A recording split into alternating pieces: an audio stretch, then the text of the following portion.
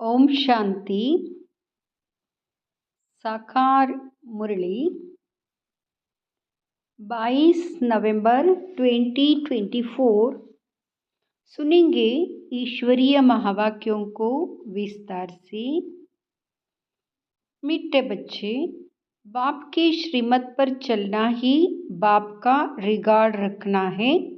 मनमत पर चलने वाले डिसरिगार्ड करते हैं।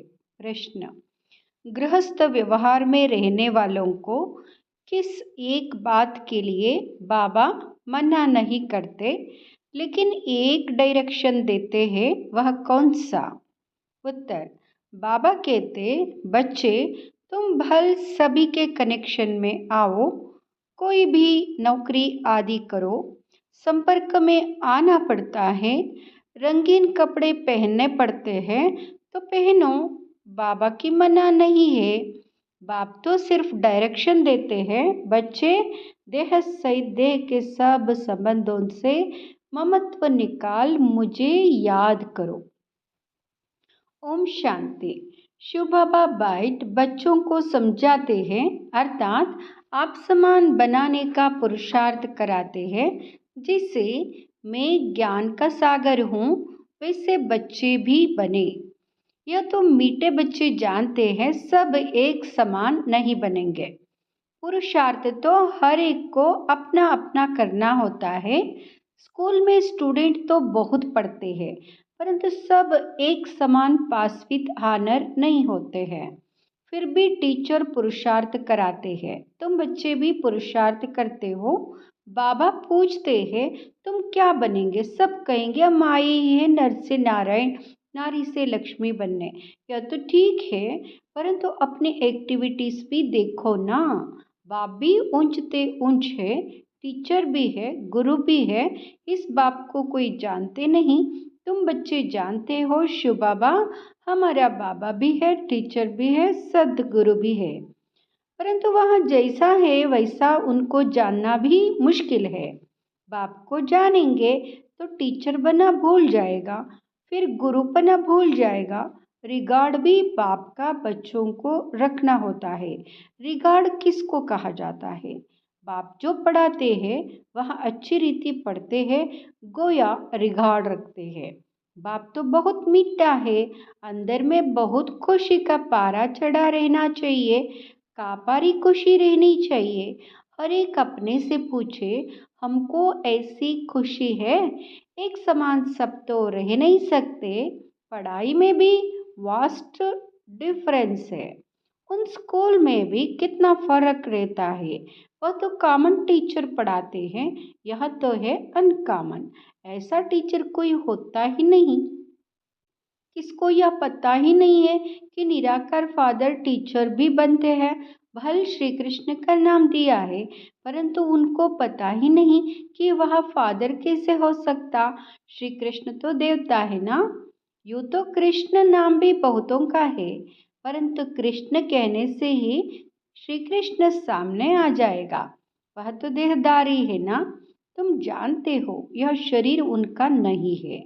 खुद कहते मैंने लोन लिया है। यह पहले भी मनुष्य था, अब भी मनुष्य है। यह भगवान नहीं है, वह तो एक ही निराकार है। अब तुम बच्चों को कितने राज समझाते हैं, परंतु फिर भी फाइनल ही बाप समझना, टीचर समझना, यह अभी हो नहीं सकता। घड़ी घड़ी भूल जाएंगे, देहधारी तरफ बुद्धि चली जाती है। फाइनल बाप बाप टीचर सदगुरु है, यह निश्चय बुद्धि में अभी नहीं है। अभी तो भूल जाते हैं। स्टूडेंट्स कभी टीचर को भूलेंगे क्या? हॉस्टल में जो रहते हैं वह तो कभी नहीं भूलेंगे।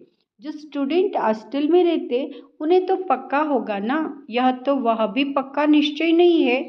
नंबरवार पुरुषार्थ अनुसार हॉस्टल में बैठे हैं तो ज़रूर स्टूडेंट से, परंतु यह पक्का निश्चय नहीं है। जानते हैं सब अपने अपने पुरुषार्थ अनुसार पद ले रहे हैं।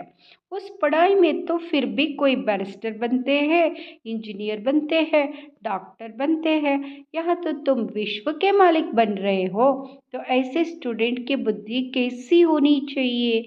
चलन वार्तालाप कैसा अच्छा होना चाहिए। बाप समझाते हैं, बच्चे तुमको कभी रोना नहीं है, तुम विश्व के मालिक बनते हो।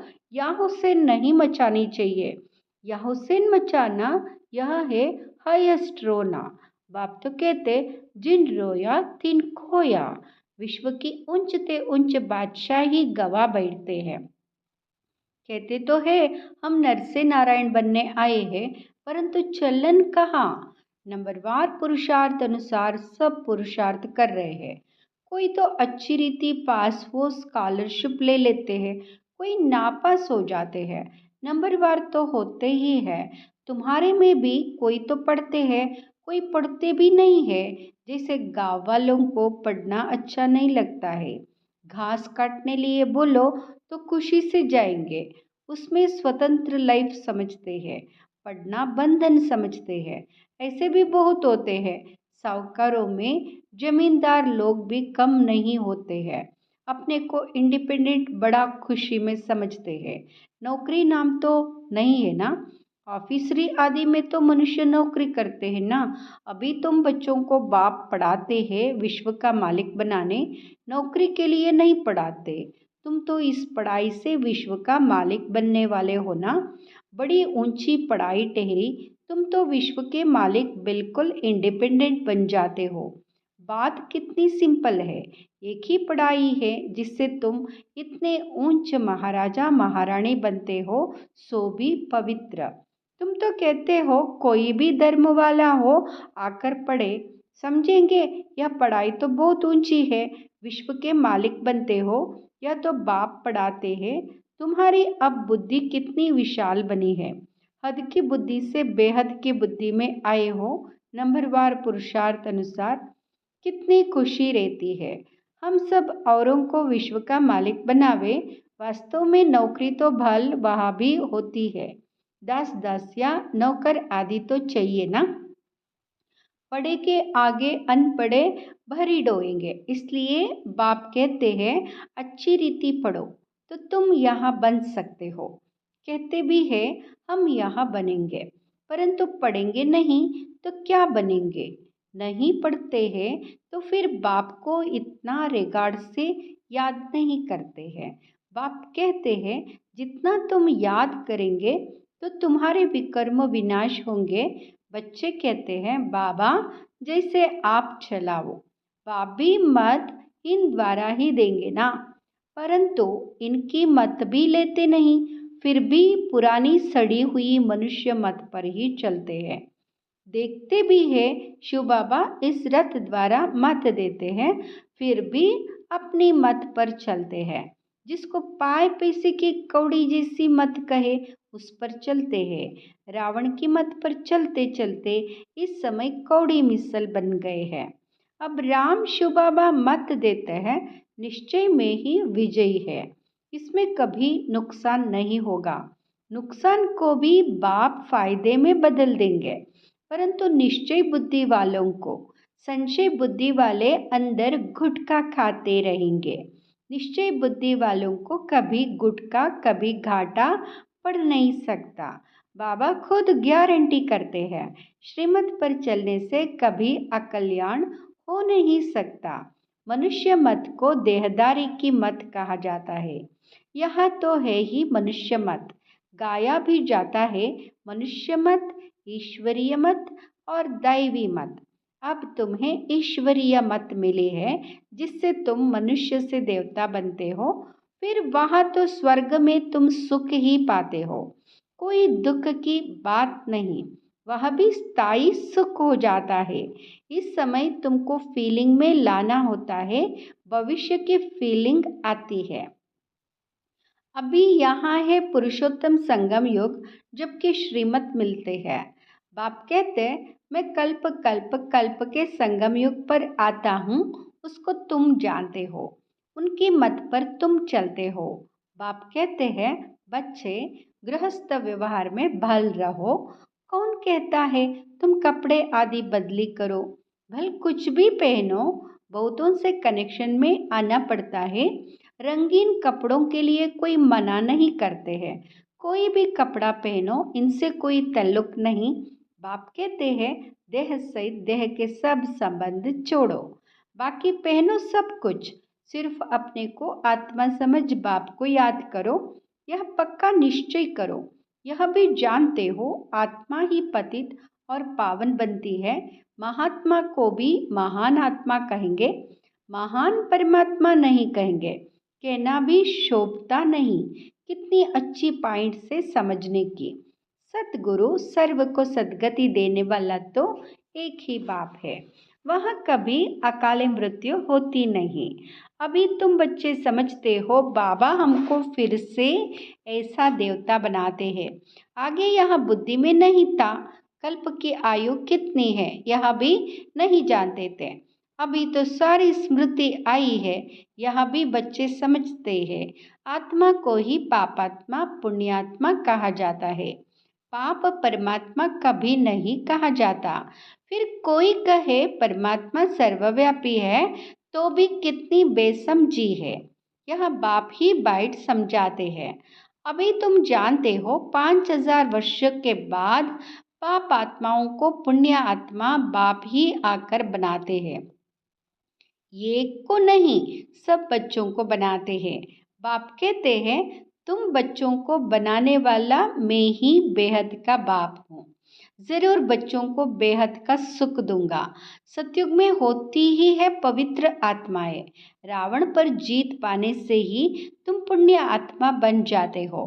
तुम फील करते हो माया कितने विघ्न डालती है, एकदम नाक से दम कर देती है। तुम समझते हो माया से युद्ध कैसे चलती है।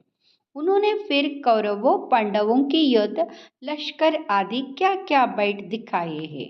इस युद्ध का किसको भी पता नहीं, यह है गुप्त, इनको तुम ही जानते हो। माया से हम आत्माओं को युद्ध करनी है। बाप कहते सबसे बड़ा तुम्हारा दुश्मन है ही काम। योग बल से तुम इस पर विजय पाते हो।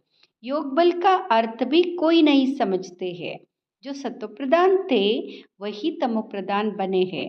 बाप खुद कहते बहुत जन्मों के अंत में मैं इनमें प्रवेश करता हूँ, वही तमो प्रधान बना है तत्तत्वम। बाबा एक को थोड़े ही कहेंगे, नंबरवार सबको कहते हैं। नंबरवार कौन कौन है यह तुमको पता पड़ा है, आगे चल तुमको बहुत पता पड़ेगा। माला का तुमको साक्षात्कार कराएंगे। स्कूल में जब ट्रांसफ़र होते हैं तो सब मालूम पड़ जाता है ना, रिजल्ट सारी निकल आती है। रिजल्ट निकलने से तो सब मालूम पड़ता है। बाबा ने बच्ची से पूछा तुम्हारा इम्तिहान के पेपर कहाँ से आते हैं? बोली लंदन से। अब तुम्हारे पेपर्स कहाँ से निकलेंगे? ऊपर से। तुम्हारा पेपर ऊपर से आएगा।